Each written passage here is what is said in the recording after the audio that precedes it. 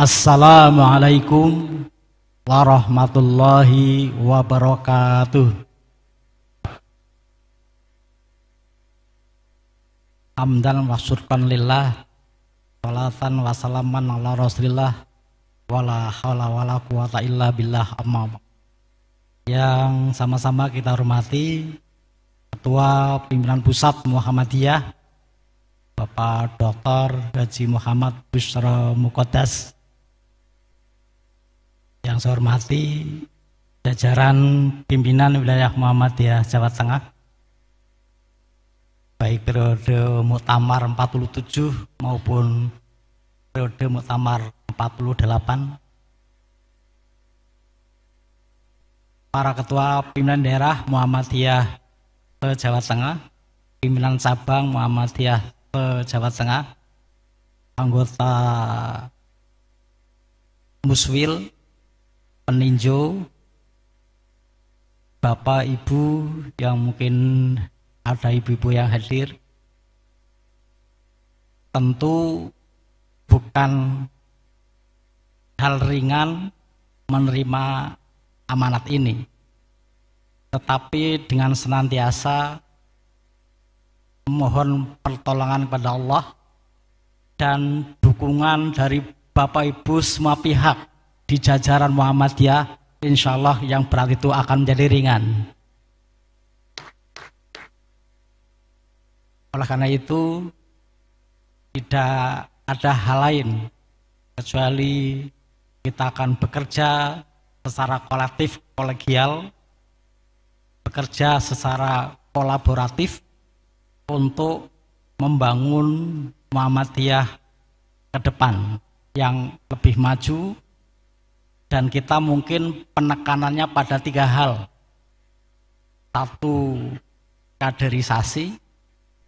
2 adalah membangun pusat pendidikan kader ulama.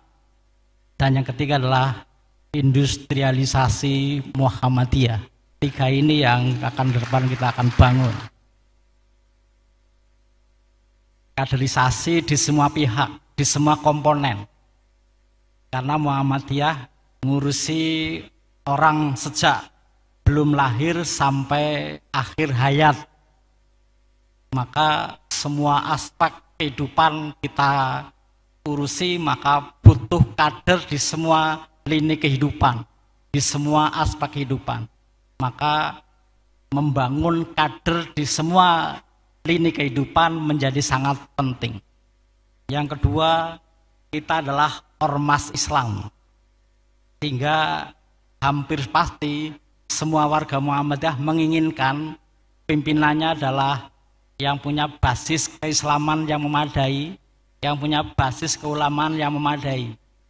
Itulah maka butuh pusat-pusat pendidikan kader ulama. PUTM yang ada di pimpinan pusat Muhammadiyah tentu masih sangatlah terbatas. Maka butuh PUTM lokal Jawa Tengah. Dan insya Allah kita bisa untuk membangun itu, sehingga pondok pesantren yang ada tidak akan kekurangan pengasuh pondok pesantren lagi. Sebagaimana raker LP2M di Malang, LP2M PP Muhammadiyah menganugerahi penghargaan kepada LP2M Jawa Tengah sebagai wilayah dengan pertumbuhan pondok pesantren Muhammadiyah terbanyak di Indonesia. Hanya persoalannya apakah pondoknya itu ada pengasuhnya atau tidak. Nah, nanti jangan-jangan seperti ungkapan yang sebenarnya didasari oleh penelitiannya Clifford Gert, tapi kemudian dipahami oleh NU dan Muhammadiyah gitu. Masing-masing punya kelemahan dan kelebihan. Kata Clifford Gert, mencari intelektual di NU itu seperti mencari penjual es di tengah malam yang dingin. tahun 50. Nah, tahun 50. Karena beliau nulis buku ini sekitar tahun 50-an. Sama juga mencari ulama di Muhammadiyah pada waktu itu seperti mencari penjual es di tengah malam yang dingin, saking susahnya itu. Dan ternyata sampai sekarang masih susah juga. Dan itu kemudian menjadi kesadaran bersama antara NU dan Muhammadiyah, sehingga bagaimana NU menghasilkan intelektual, Muhammadiyah menghasilkan ulama. Sehingga NU berbondong-bondong membangun universitas, Muhammadiyah berbondong-bondong membangun pondok pesantren. Tapi nampaknya keduanya masih gagal bareng. NU mendirikan universitas, ujung-ujungnya jadi pondok. Muhammadiyah mendirikan pondok, ujungnya jadi kos-kosan. Nah, kenapa jadi kos-kosan? Karena tidak ada pengasuh pesantrennya. Kita tidak boleh tinggal diam, kita harus produksi pengasuh pondok pesantren yang alim, yang tafakuh fiddin, yang punya kemampuan ilmu alat yang memadai. Maka jangan semuanya jadi rumah tahfidz. Harus ada yang menjadi rumah ilmu alat. Nahwu shorof. Ada ungkapan asyarafu umul ulum, wan nahwu abuha. Ilmu syaraf adalah induknya semua ilmu, dan nahwu adalah bapaknya ilmu. Pertanyaannya, siapa warga Muhammadiyah yang menekuni ilmu nahwu dan syaraf? Kalau ilmu nahwu dan syaraf tidak ada yang menekuni, bagaimana kitab kuning mau dibaca? Karena itu sekarang euforia kita jangan semuanya tertuju ke rumah tahfidz, tapi ada rumah nahwu syaraf. Nah, itu ya. Untuk benar-benar menghasilkan kader-kader yang tafakuh fiddin. Yang ketiga adalah Muhammadiyah adalah pasar besar. Muhammadiyah adalah pasar besar. Pertanyaannya, siapa yang memanfaatkan pasar besar itu? Masih orang lain. Maka sudah saatnya Muhammadiyah tidak hanya sekedar menjadi pasar, tapi sudah saatnya juga Muhammadiyah menjadi produsen yang akan dijual di pasar Muhammadiyah sendiri. Kita nggak bisa hanya marah-marah di WA.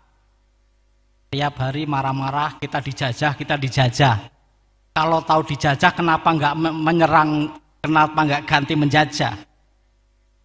Ya, menjajah kita sekarang, kalau mereka mau menjajah kita dengan membangun pabrik, ya mari kita lawan dengan membangun pabrik.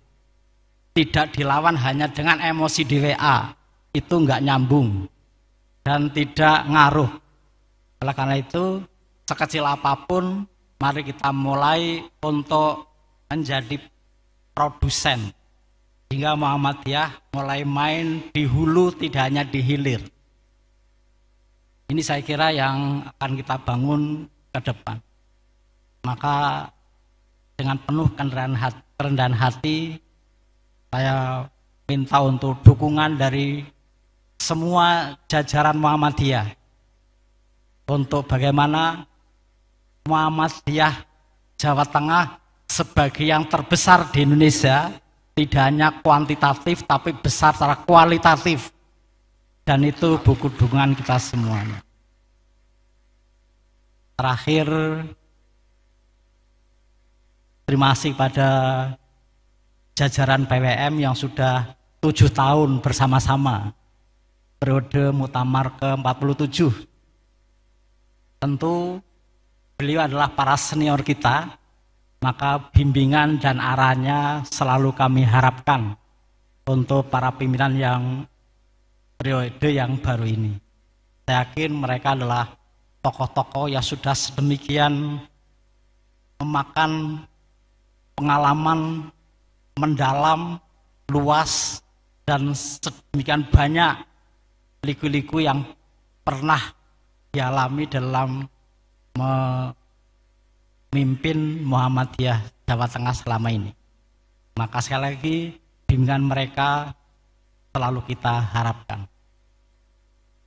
Demikian apa yang dapat sampaikan. Terakhir, terima kasih pada pimpinan daerah Muhammadiyah Kota Tegal, pimpinan daerah Aisyah Kota Tegal, dan seluruh jajaran di Muhammadiyah Kota Tegal yang telah menjadi tuan rumah yang baik, sehingga Muswil berjalan dengan lancar, aman, dan bermartabat. Hasilnya juga insya Allah hasil-hasil yang berkualitas. Mohon pada Bapak Dr. Haji Muhammad Muqaddas untuk menutup acara Muswil kita ini. Terima kasih. Wassalamualaikum warahmatullahi wabarakatuh.